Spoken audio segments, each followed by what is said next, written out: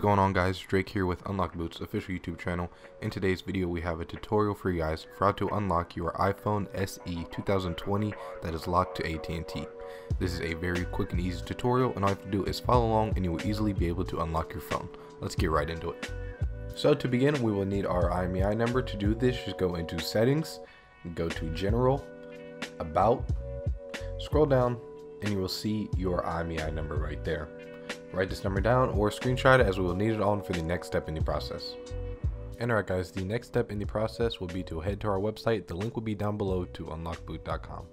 Once you get here, go ahead and click iPhone Unlock and find the carrier in which we are unlocking here, so AT&T.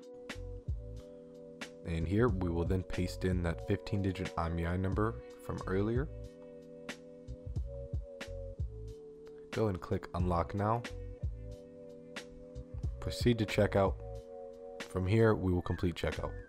So after completing checkout, we will then receive this email from UnlockBoot with our information on our order. And here we have the email saying that our iPhone is now unlocked. So to complete this unlock, we will just need to enter in a SIM card from a different carrier and connect to Wi-Fi. Here we are going to take out the current SIM card in the phone and put in a new SIM card. Again, this does not matter on the new SIM card that you're putting in. As long as it is a different carrier, you will be good to go. Once the phone is on, you can go ahead and test that it is unlocked by trying to make a text or phone call on the new SIM card, and you are good to go. Hopefully this video helped you guys. This was how to unlock a AT&T iPhone SE 2020 that is locked. Again, this will unlock it so they can use it with any carrier in the world. If this tutorial helped you guys, please leave us a thumbs up, as we would greatly appreciate it. Thank you. Signing off, this is Drake with UnlockBoot. We'll catch you guys in the next video. Peace.